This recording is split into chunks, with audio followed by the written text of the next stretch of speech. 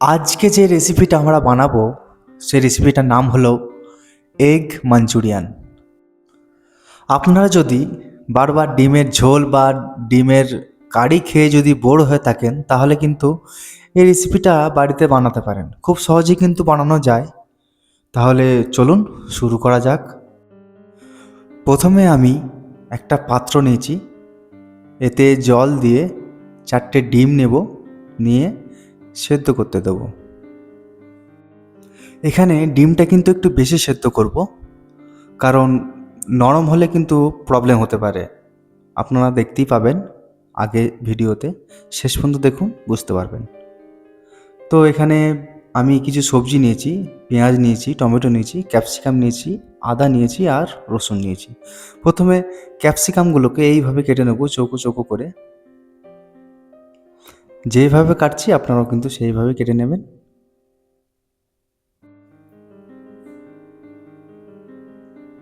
এরপর পেঁয়াজটা আমি যেভাবে কাটছি আপনারাও কিন্তু সেইভাবেই কেটে নেবেন। প্রথমে এইভাবে চৌকো করে পিস করে নেব, তারপরে একটা একটা করে ছাড়িয়ে নেব।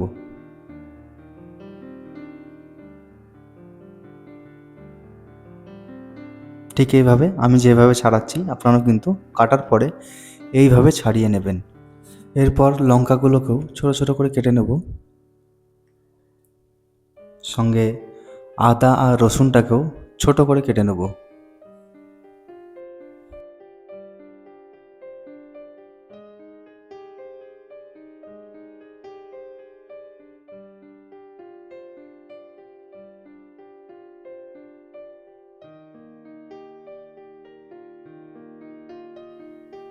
এরপর টমেটোটাকেও ছোট করে পিস করে নেব।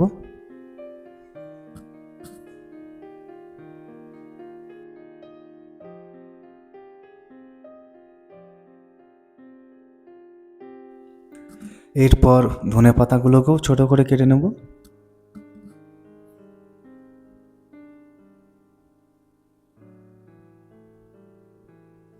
আমাদের সবজি কাটা রেডি হয়ে গেছে। এরপর আমি একটা ব্যাটার তৈরি করব। তার জন্য আমি নিয়ে নিয়েছি একটা ডিম, কাঁচা ডিম। ডিমটা দেওয়ার পরে দিয়ে দেব 1 চামচ নুন, 1 চামচ ময়দা আর 1.5 চামচ কর্নফ্লাওয়ার। দেওয়ার পরে এটাকে ভালো করে মিক্স করে নেব। মিক্স করলে আমাদের রেডি হয়ে যাবে ব্যাটার।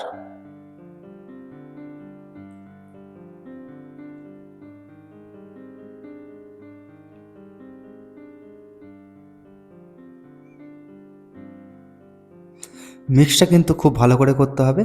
দেখুন এইভাবে একটু দেখে নেবেন, দেখছেন কত স্মুথলি পড়ে যাচ্ছে। পর সেদ্ধ করা ডিমগুলো 4টে পিসে আমি কেটে নেব। একটু দেখে নিন কিভাবে কাটছি আমি। কাটা হয়ে গেলে কিন্তু এটাকে আমি যে ব্যাটারটা আমি বানিয়েছি ওতে কিন্তু আমি রেখে দেবো।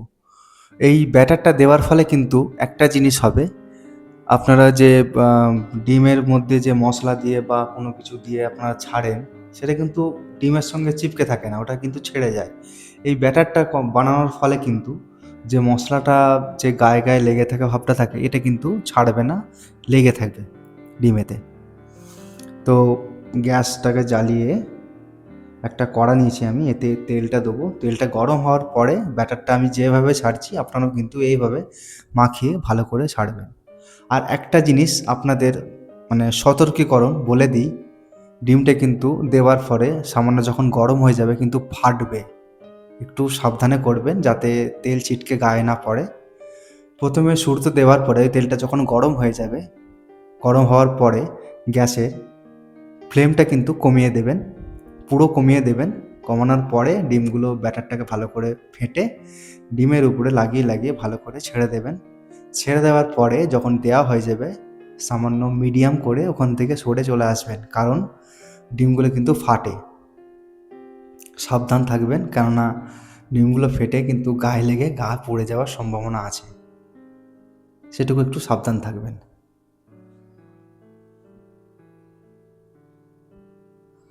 দেখতেই পাচ্ছেন আমাদের কিন্তু ডিমটা খুব সুন্দরভাবে ভাজা হয়ে গেছে। দেখতেই পাচ্ছেন কত সুন্দরভাবে চিপকে রয়েছে, এটা কিন্তু ছাড়ছে না। আর খেতেও কিন্তু খুব সুস্বাদু হয়, ভেতরে নরম থাকে বাইরেও নরম থাকে, একটা কড়কড়ে বা একটা রাবার টাইপের ভাব হয়ে যায় না ডিমটা ভাজার পরে, এটা কিন্তু হবে না, খেতেও স্বাদ পাবেন।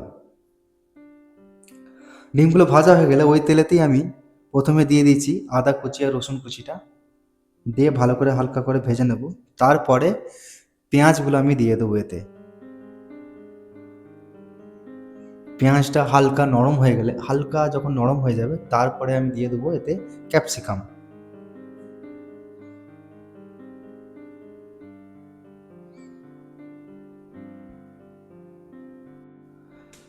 ক্যাপসিকামটা দেওয়ার পরে পেঁয়াজ আর ক্যাপসিকামটাকে ভালো করে ভেজে নেব।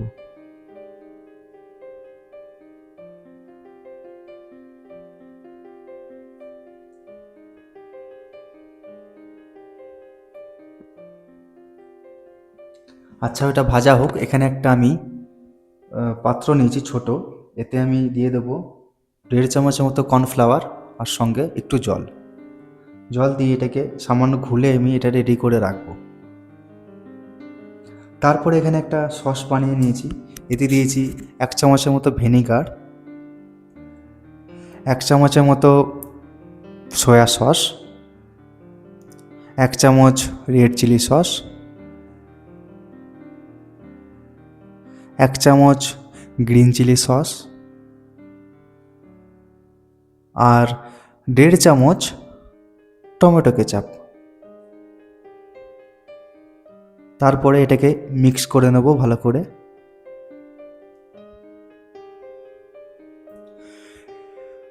দেখতেই পাচ্ছেন খুব সুন্দরভাবে ভাজা হয়ে গেছে। এটা কিন্তু খুব বেশি ভাজা হবে না, মিডিয়াম আর কি, ওই 50 বা 55%। ভাজার পরে দিয়ে দেবো স্বাদ মতো নুন, দিয়ে ভালো করে মিক্স করে নেব।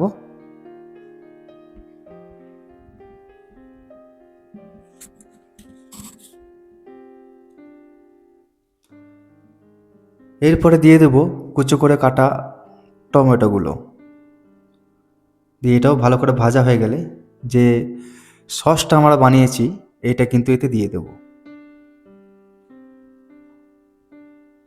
দিয়ে এটাকেও ভালো করে মিক্স করে নেব। মিক্স করার পরে এতে দিয়ে দেবো ভেজে রাখা ডিমগুলো।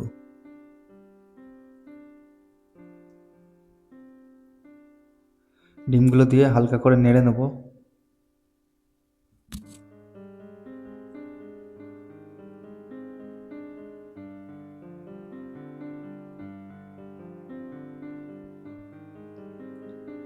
এরপরে দিয়েছি 1 চামচ চিনি, আপনারা চাইলে পেঁচা চিনিও ইউজ করতে পারেন।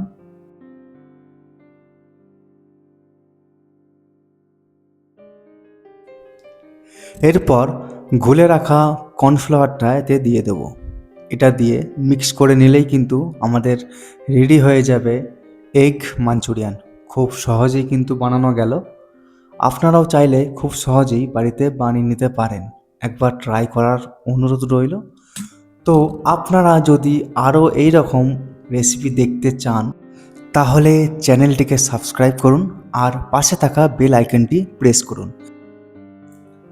দেখা হচ্ছে পরের ভিডিওতে। আমরা আসছি নতুন নতুন রেসিপি নিয়ে। ভালো থাকবেন, সুস্থ থাকবেন।